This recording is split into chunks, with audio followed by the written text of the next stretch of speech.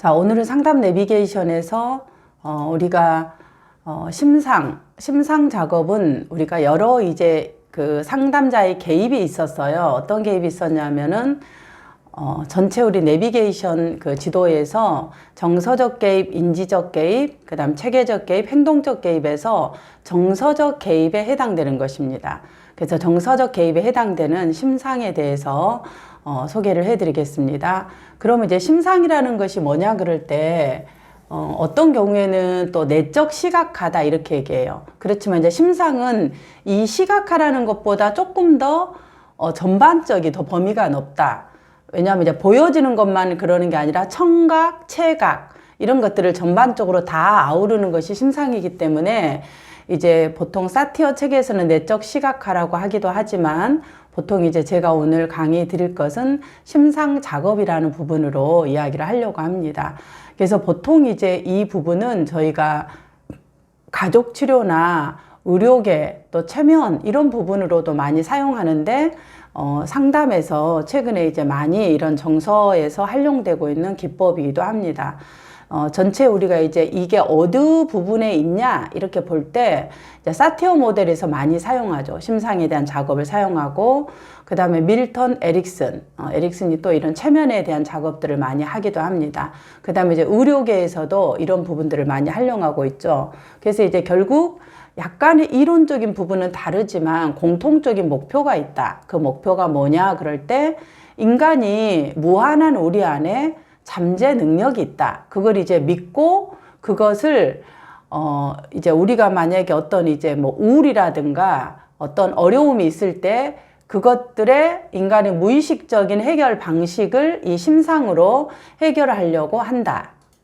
자, 그러면 이제 우리가 어떤 것을 할 때는 이론적인 배경을 보통은 이렇게 기반을 하고 있습니다. 그래서 이제 이론적 배경이 뭐냐 그럴 때 심상 작업에 보통 이제 체면을 활용하는 그런 부분이 있는데 보통 우리가 이제 메디테이션 명상을 하죠. 보통 제가 집단할 때도 초기에 들어갈 때 이제 명상을 조금 해요. 그러다 심상 작업 또 이제 유도된 심상이라는 건 보통 제가 이제 그 힘들어 할 때 심상을 이렇게 안내하면서 들어가는 부분 또 이완 훈련 너무 긴장이 돼서 말하거나 목이나 어깨, 머리 이런 부분들이 늘 긴장이 돼 있는 분이 있어요. 그래서 뭔가 사람을 만나고 나면은 너무 피곤해서 그냥 소진이 되는 거죠. 그런 부분들 또 자기와의 대화 보통 이제 제가 우리 상담사들에게 또 내담자들에게 계속 하고 있는 것들 자기 스스로에게 수고했다 고생했다 또 뭐 애썼다 이렇게 이제 머리 감을 때마다 이렇게 만져주는 거죠. 저는 이제 목을 많이 사용하니까 목이 또 제일 취약해요. 저희 아버지가 이제 후두암에 걸려서 제가 6학년 때 돌아가셨어요. 그러니까 사실 목을 사용하면 안 되는데 목을 가장 많이 사용하는 어떤 뭐 일을 하게 되죠. 그래서 늘 목에게 고마운 거예요.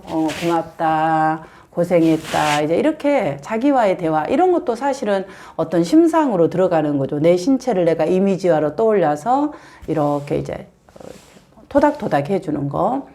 그 다음에 또 우리가 얕은 수준의 체면이 있어요. 그것은 뭐냐면 얕은 수준의 체면이라는 것은 지금 우리가 이렇게 강의를 듣고 있는 또 이런 뭐 영상을 보거나 듣거나 이런 거 다 의식 수준이죠. 지금 우리가 심상을 공부하고 있는 건 의식 수준이에요. 근데 우리가 무의식이 가장 있을 때가 무의식이 막 꿈노릇해서 왕노릇할 때가 언젠가요? 꼴깍 저녁에 잠잘 때. 그래서 우리가 그때가 이제 무의식인데 이 의식과 무의식이 공존하는 상태가 있어요. 그게 뭐냐면은 깜빡 졸거나 아니면 우리가 이제 보통 아이들이 놀이를 하거나 이럴 때 우리가 얕은 수준의 체면이라 그래요. 얕은 수준의 체면, 이런 우리가 또 어떤 뭐 종교를 가지신 분들은 이제 깊은 기도에 좀 들어갈 때도 얕은 수준의 체면에 그 상태에 있는 거죠. 그 다음에 또 우리가 그 내면화의 작업이라든가 심상 작업할 때 그 수준도 사실은 그 체면의 이런 부분으로 얘기한다면 얕은 수준의 체면에 해당된다고 봅니다. 그 다음에 또 이제 심상 작업이라는 것을 어떻게 얘기하냐면은 우리가 잔해가 있고 운해가 있을 때 이 운해에서 대부분 이제 잠재적으로 기억된 경험이다 이런 얘기를 해요. 무슨 말이냐면 우리가 지금 이렇게 강의를 공부하고 초심 상담사례한 내비게이션이 세미나라는 것은 전부 다 뭘 사용하냐면은 잔해를 사용해요. 그래서 잔해는 뭔가요? 인지적인 과정을 거치는 거지 잔해가 하는 거죠. 그래서 학습할 때는 대부분 잔해를 사용하죠. 근데 이런 잔해에 분석적이고 체계적인 과정을 거치지 않는 것이 뭔가요? 운해예요. 그럼 운해라는 것은 뭐냐면 직접 경험을 하는 거예요. 직접 경험해보고 그 다음에 변화를 자기와 통합하는 거죠. 이번에도 제가 그 집단 상담을 어떤 집단 상담을 했냐면 애착 재경험 집단 상담을 했어요. 그런데 애착 재경험 집단 상담을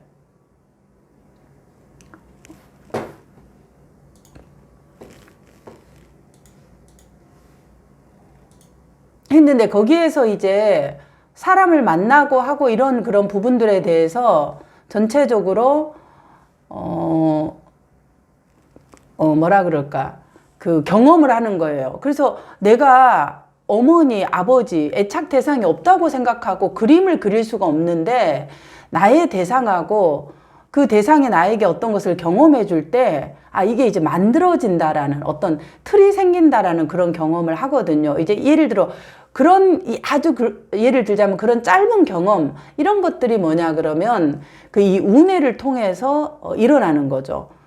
그래서 이제 이 경험을 하는 것들, 그래서 이제 그런 직접 경험을 통해서 자기와 통합해 나가는 과정을 경험한다. 이렇게 볼 수 있겠습니다.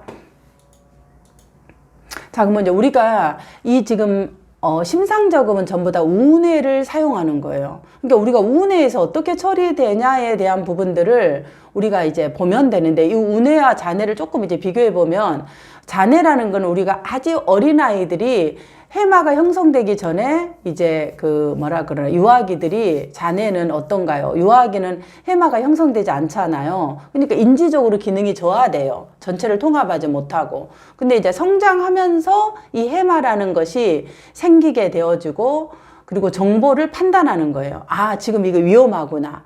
아, 지금은 내가 멈춰야 되구나. 내가 지금은 소리를 질러야 되구나. 뭐 이런 것들을 이제 전체적으로 판단을 하면서 잔해의 기능이 점차적으로 생기는 거죠. 그런데 운해라는 것은 잠재적인 기억이에요. 그러니까 드러나진 않지만 우리 안에 보통 이제 우리가 내담자들하고 이야기를 할 때, 아, 생각났어요, 선생님. 이런 얘기 많이 해요. 그리고 처음엔 잘 모르겠어요. 기억이 안 나요. 이러는데 상담 중반기나 후반기나 혹은 회기에 50분을 상담할 때 한 이제 뭐 30분이나 20분 정도 지나면 떠올라요. 아, 이제 생각이 났어요. 아, 이제 이게 이런 거 같아요 하고 이제 내담자들이 얘기하는 것들을 많이 정말 들어요. 그게 뭐냐 그러면 이 운해에 딱 이 뭐라 그래 저장되었던 잠재적인 기억들이 활성화 상태로 딱 저장이 된 거예요. 근데 그거를 딱 이렇게 열쇠로 잠가는 거죠. 근데 그거를 상담사하고 상담에 안전한 것들이 경험되어지고, 아, 이게 안전하다고 내가 느껴질 때 이 잠가놨던 운해들이 열려지면서 활성화가 된 거예요. 그러니까 전혀 생각이 나지 않고 잊어버렸던 것들이 매일 이제 상담 시간에 오면은, 이걸 내가 처음 얘기해요. 그리고 이제 막 울음을 터뜨린다든가, 굉장히 이 소리를 높인다든가, 감정이 막 흥분된다든가, 이런 것들이 일어나는 것들이 뭐냐면, 초기 경험, 혹은 내가 학폭의 당시에 경험했던 은따 경험, 트라우마 경험, 이런 것들이 이제 그 심상 작업으로 이제 되돌아가는 거죠. 그래서 이제 그 심상 작업이라는 게 깊은 이런 심상으로 들어가는 경우도 있고, 혹은 이제 우리가 모래상자라든가 그림 그리기 이런 것도 그냥 의식에서 시작하지만 조금 더 그것을 이제 깊이 있게 들어가다 보면 하나의 심상의 과정인 거죠. 근데 심상을 조금 열어주는 그런 하나의 그 도구일 수 있다. 미술도 그렇고 뭐 모래도 그렇고 모든 것들이 다 도구이죠. 이제 이걸 어떻게 활용하느냐가 상담자의 역량이라고 볼 수 있겠습니다. 근데 이러한 이제 운해와 잔해가 이 자극이 주어지면 그 자극에 따라서 어때요? 이제 열리는 거예요. 가만히 있다가 어떤 자극에 내가 훅 이렇게 뭐 감정이 올라왔다는 것은 이 잠재된 기억 속에 이 갇혀져 있는 것이 어떤 자극하고 만나면은 이제 이게 감정이 활성화되어진 거죠. 그게 이제 화나 이런 부분으로 보통 나게 되는 거죠. 우리가 이제 보통 인지하는 게 화잖아요. 혹은 뭐 무기력한다든가 이 두 가지 감정들이 보통 일어나는 거죠. 그래서 내 안에 처리되지 않는 뭔가 감정이 있는데 누군가가 옆에서 뭔가 자극을 줘요.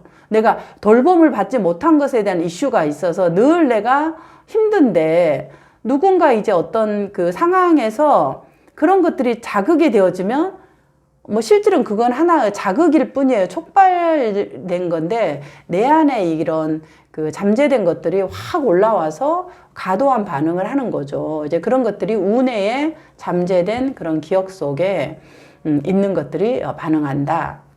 이렇게 볼 수 있겠습니다.